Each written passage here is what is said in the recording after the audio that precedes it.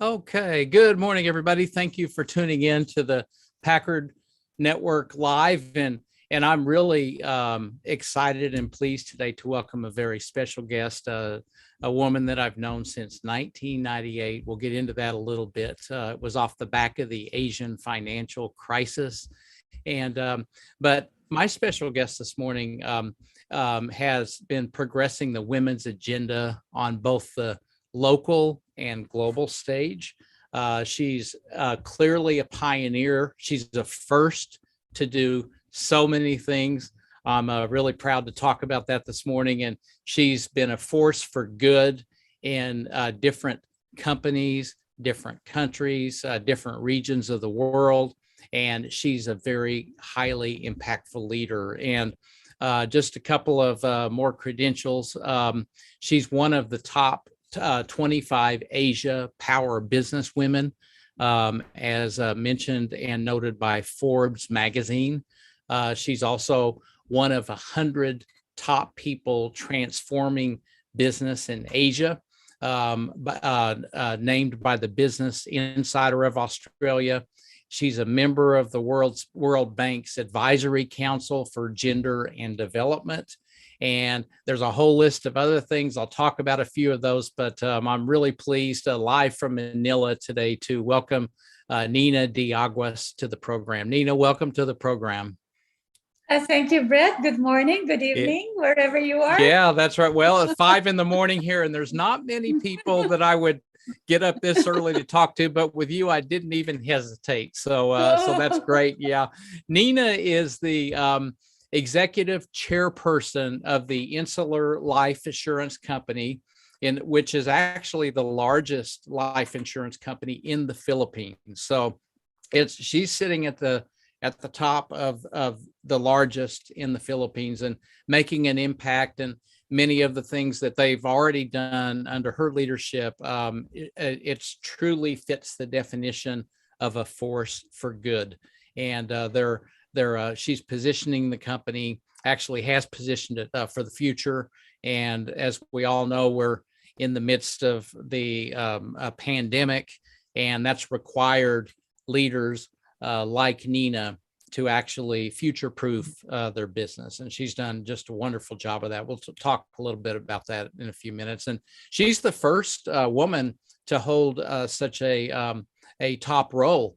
And that's great. She's also a board director at the Union Bank of the Philippines, Filipinas Shell Petroleum Corporation, and she's an independent director of Mondanisin in the Philippines. And the last thing I'll mention, and then I'll have to catch my breath here, is that she's been lifting other women, and she'll talk about this through her advocacy of the In Life Sheroes movement, and which is really exciting. I watched a clip of her, I don't know, a week or two ago, and it's just phenomenal, the impact that Nina makes outside of and including being an executive chairperson of the largest company in the Philippines. So, Nina, it's great to have you on the program. I'm really pleased that you've taken the time to join us. So thank you for that.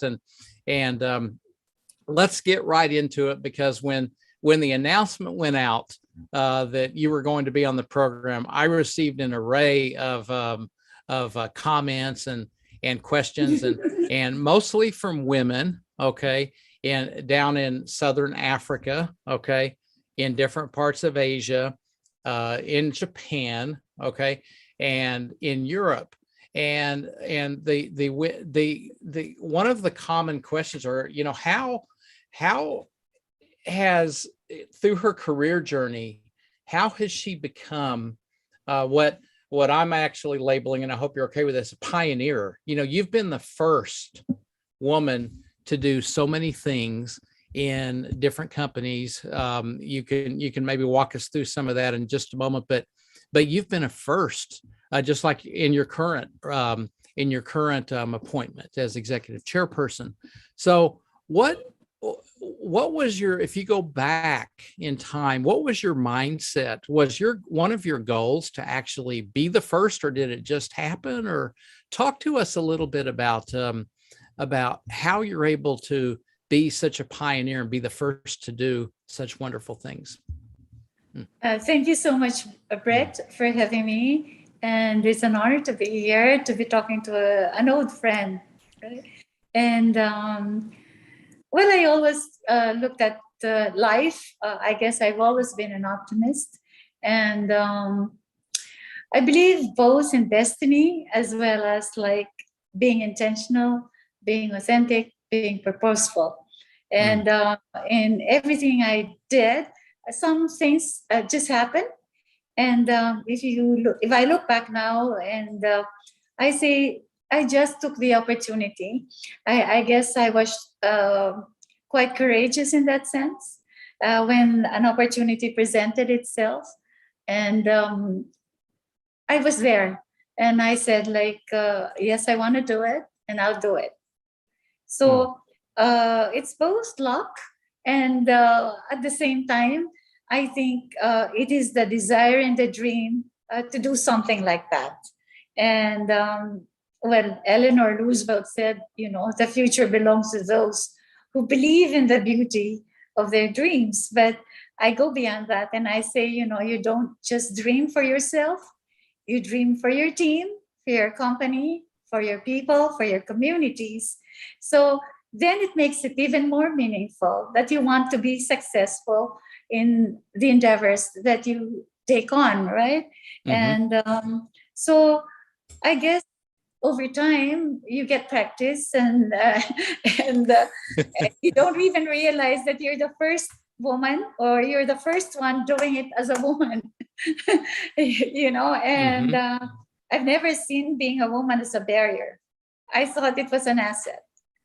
And because we bring... How so? How do you see it as being an asset?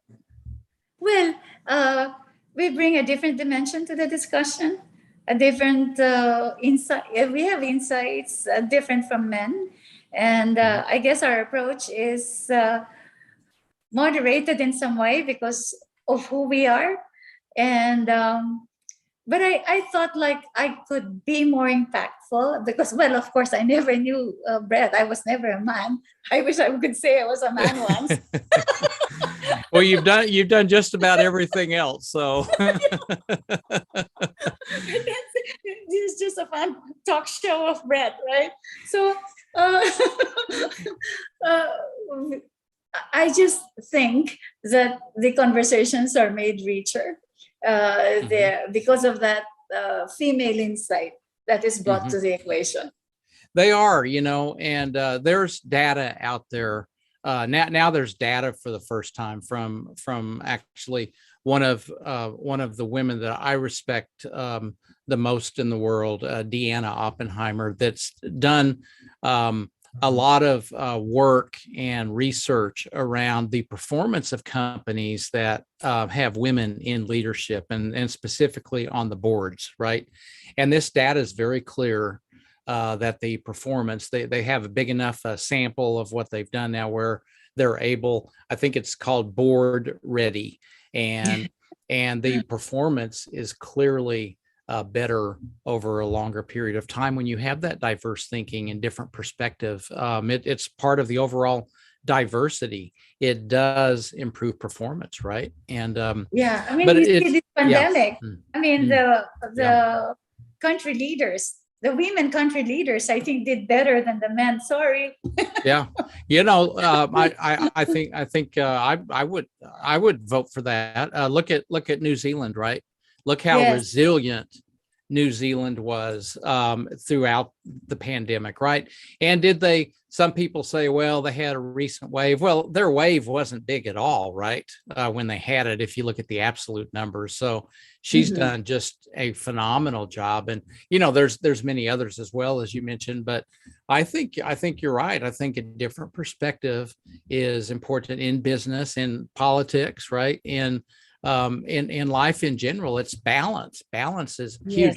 One of the things that resonates well with me going back to 1998 was, Nina, you've had to deal with maybe 3 major crises in your career. You correct me if I'm wrong, but one was the Asian one, which was big back in 1997. and maybe we can talk about that, the global financial crisis and now the COVID era. But the going back to the Asian financial crisis, I mean, it started in Thailand with the currency blow up and everything. And talk to us about what your mindset was and what you learned from that, from handling a crisis, because that's really what it was, right? It spread rapidly. And how did you approach that back then, back in Actually, 97? We thought that there would be a contagion, Asian contagion of as the crisis that really manifested itself in Thailand at that time. So here in the Philippines, we were not as exposed to that particular crisis. And so in some ways, we've had, again, practice, because we went through a change in government and from a dictator to, so that transition was very difficult, the Philippine Revolution. And that crisis just told us that what we were doing at that time, at least for Citibank Philippines, was right. So we were able to contain the risks as far as the exposure of the bank at that point in time. No? But as with every crisis, you learn from it and you move on, because you can't dwell on it. I mean, the other one, I think, would have been the 2006, 7, 8 crisis. And I was in New York at that time. So that one was really hard, and experiencing firsthand what it was like to be on Park Avenue and deal with all the stakeholders. And I saw my boss fired, for example, and all of that. So that was, I mean, you were an auditor during that time, is that right? No, I wasn't. Oh. I was already with the business, and then during that crisis, I was in corporate compliance, so you can just imagine. Corporate. Sorry, yeah, okay, yeah. Yep. So you saw I mean, you were able to see this crisis through a very unique lens, right? Yes. Through the compliance lens, which obviously people look towards compliance audit arms of banks when crises happen, right? Exactly. So the heat was on, I'm sure, right? The heat was on. I mean, we were not sleeping. Right. Yeah. City never sleeps. Did what happened in 1997 and what you observed with people around you, and also other countries in Asia that had maybe even a bigger impact than the Philippines, did any of that prepare you for what you saw in 06, 07, 08? Oh, no. 06, 07, 08 was at a different level. And part of the work that we did then was do franchise reviews in several countries. And we would go to Brazil, Turkey, and China, et cetera. But when the domino effect of this, it was right in the center of where we were. So right. It was right in front of us, and we never thought that it could happen right then and there where we were sitting. So it was really that scarred me in a way. Right. Okay. So if you take that that crisis that you went through, and then you fast forward to what's now been a couple of years with COVID, did any of what you went through in 06, 07, 08, was any of that useful during the COVID era? It was useful, but then if I look at the COVID and how it came about, first it was a public health crisis. Then it became an economic crisis. And for the Philippines, it became a humanitarian crisis. And I was saying that, the need is so great. And those who are able or in a position to help are limited, have been limited in some ways. But we did our best. In fact, this was, again, at another level, because I was really running a business, and we had to look after people. We had to do our part for the community. We have to do our part for our clients and policyholders. So it was a whole and there was no playbook for COVID. And so we said, first we made sure that all our employees were safe. And because we were put on hard lockdown for about 3 months, 4 months. No? So everything stopped. No one was allowed to go out. But at the same time, we felt that as a company, we should make sure that the benefits are paid. So we never stopped paying salaries and benefits to all our employees. And we wanted to help the community. So we provided support to frontliners for PPEs, for food stations, etc. And then we provided also ex gratia life insurance to frontliners, including people that work in groceries and in transportation, etc. Those who had to still continue to work at least to get something going. They were critical. Yeah, they critical were to the economy. critical. Right. Yeah, critical to the economy. So we kept that going. And then, but the one good thing about, I should not say it's a good thing, but where before life insurance is not an essential, it became an essential. And then the same thing for healthcare, because we also have a healthcare business. So that one really picked up because we don't have a very good system, for example, for public health. It's just very limited. We are still a developing country. Right, exactly. So in a way, through that lens, actually the landscape started to, COVID caused the landscape force that to change, right? Yes. And then it also forced us where we had digital ambitions, etc. It really accelerated that because that was the only safe way for our policyholders to reach us. Our payment platforms, we had automated underwriting system. So we had all that in place before, and where we would say, let's wait a bit. No, we said, let's pull them up, accelerate. Right. How many employees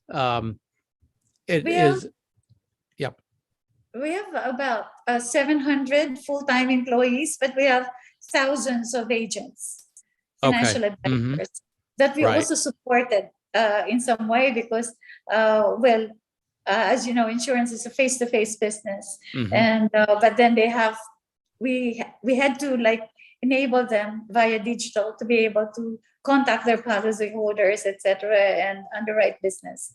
Yeah, wow, it was challenging. Oh, I'm sure it was, and great job to you and your team of people as well, because that was a big impact. And I know that so many households in the Philippines counted on you and what your company was able to do in the midst of that crisis. So, Nina, basically what we've heard, and I'll move on to a different topic now, is that we talked briefly about 3 crises. They're all different, right? I mean, that's kind of what I'm getting from you. They're all, you can't just, package them up and say, okay, I know how to handle a crisis now. Right? Yeah. No. Yeah. And that's been my experience as well in different parts of the world, and is versatility, experience, knowledge, a tailored approach is vital to handling any crisis. And I think you just, describe, we just picked 3 and describe that as well. And I think that's great. Let's move on to something that a lot of people want to hear about. And that's back to the women and how women, in your view, Nina, how should women who aspire to be like you, and there's a lot of them, what steps should they take early in their career, mid-career? What advice, because you now have the benefit of hindsight where you can look back at where you were. And I know that opportunities came up and you went for them and you weren't shy about taking them. You've already talked about that, but what advice would you give women that aspire to be like yourself at any age? I think one, they have to be authentic and intentional and purposeful. No, and you can't just assume that things will happen for you. You also have to lean in. You also have to like put yourself forward and say, I want this job, because women normally hesitate and say like, no, maybe I'm not the right person for it, or I have other things to like think about, etc., etc.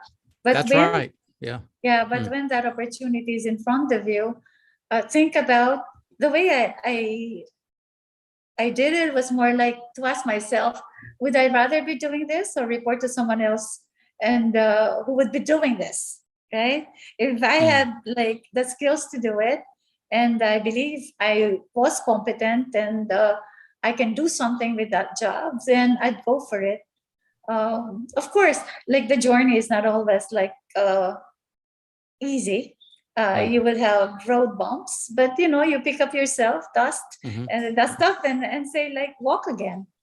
Right. There's a large number of women out there, and a lot of this is related to Asian culture, as you well know, where women just in general, not all women, right, but there's a large number that are generally they're introverts, and they're generally shy in international companies about going for opportunities like you did, right? That it's just part of the culture, right? How have you, or what advice would you give to women that they know they can do the job? I know they can do it. They can do it, right? We have a lot of experience in elevating women, but what about for many of those women that just don't speak up and go for those opportunities? What advice would you give them? I look back at my own experience, and I guess in many ways, CT has developed us to be more assertive, to really speak up. And I used to have a team before, and when we're all together, all nationalities, et cetera, there are some cultures where they just talk and talk and talk, right? But as you said, Asian women are more, who I'm here. You're right. Yeah, that is spot on. That's one reason why I raised the question, right? It's true. But Asian women particularly would rather like let the men do the talking, right? But then they do the working. That's right. That's right. So, and that gets to the crux of this segment of what you and I are talking about, because we all know that they could probably do a better job than many of the men that are talking, right? Not in all cases, but in many cases, right? So some of the few that I counseled, and when he said like, I just don't feel like speaking, less talk, less mistake, etc. I said, no, but in this organization where we were, and there's a lot of diversity in terms of culture, in terms of nationality, etc., etc. I said like, it is equated with intelligence, and they think because we don't speak up, we don't know what they don't know what we're thinking, right? But once you articulate what it is you want to say, and they pause and really like recognize, wow, there is something there, right? And you get it with practice. It doesn't happen overnight, but as you talk more and express yourself, I think you start to be heard. What could men do, Nina, on this point, right? To help create a I don't know if safe is the right word, but create an environment where women would speak up more and convey their ideas more. What could men do in your view? Speak less. Yeah. I'll buy that, right? Talk less. Speak less, listen more. Listen more. Yeah. No, but I think you look at the sensitivity of the situation, right? And it's not always like also good for men just to not, do it for the sake of the woman. And I think ultimately you want to do it out of respect. So I always say two things must happen: respect and integrity. So if you're honest with one another and you respect the point of view of the other, I think we will get along fine. And Yeah, then, I think you're right. Yeah. yeah, we Mhm. will have a better outcome as Yeah, a I think you're result. right, and I think it comes down to I have very strong views on this particular topic, and probably one reason why we're stuck on it right now, because I believe that men can do a lot more to just create the environment, not and a lot of and it's not really developing women and giving them the basic skills. They have that, right? And I see so many people around the world that think that, well, we need to do better skills development for women and that type of thing. And sure, men need that too. But from the women perspective, it's more about how do they feel? Do they feel comfortable? And, a great leader really makes people feel comfortable and creates an environment where they can perform at their full potential, right? And I Yes. think that Yes. that's really what men have to do. Women have to do it as well in leadership, but that to me is really where a lot of the focus comes in, and men play a heavy hand in this just because the numbers are so out of whack globally, right? Where men are too dominating when you look at the diversity numbers of boards and other Yes. plations as well. At the same time, I Yeah. think women should not put all their emotions into the arguments, and sure and steady. Because like when you start screaming and like pushing very hard in front of everybody, you don't gain respect that way. At least for me, I always want to be able to listen first and then talk to why I feel different or my view is different or supportive of a particular opinion, but don't try to put all that angst and That's good emotion advice. That's great advice, right? into the Yeah. argument, because I think if you're pleasant, they'll be pleasant to you. Yeah, I think you're right, and I think that there's a lot of men in authoritative positions that would understand that point, but there's also a lot that would not understand that point, right? That if somebody's throwing all their emotions on the table, if the man doesn't have an understanding of the women and the culture of the company doesn't accommodate that, it's just not going to have a good outcome, right? So I think that there's again a lot of, I have very strong views on this as it's coming out now that men do play a very important role in creating that culture where it's safe that way. Nina, that's great. Can you talk just for a moment about the work that you're doing with the Sheroes program? Because I think that is spectacular. And I think that a lot of companies in different parts of the world should have such programs. Okay, it all started when I was asked to join the Diversity Council of the World Bank on gender development. No, and I was a study was shared with me on the uninsured and underinsured women in developing countries, and of course, Philippines is one of them. And as an insurance company, I thought this is one effort that we could, as a company, sign up for. And we did that. And we worked together with advisors from the International Finance Corporation. They were on site with us and really laid out very detailed plans as to how we could address this market. And we put it together. It had 4 pillars. One was on financial literacy and awareness, because one of the things we thought was lacking, the women, they were not equipped to really manage their finances, no? So, but ultimately, it's always the woman who becomes the chief health officer and the chief finance officer of the family, and yet they're not skilled enough to be able to handle that. So the second pillar was really on health awareness and how they could safeguard their own personal health. Third was looking at solutions, healthcare solutions that could aid the women. And then third, of course, because many are into small, medium enterprises, and again, These are women. It's the underground economy in a sense, but it's beginning to become, particularly during this pandemic. No, yeah, we saw that for the thousands of SMEs, a lot of those run by women were impacted also seriously. And so we try to give them, again, financial literacy, as well as training programs and access to capital, no, where we could. And so altogether, we were saying that we were able to address the women of the women population, women and girls. We should be able to influence the other decision makers within the families, and to really like think about insurance and healthcare solutions as a way of like helping and lifting the family.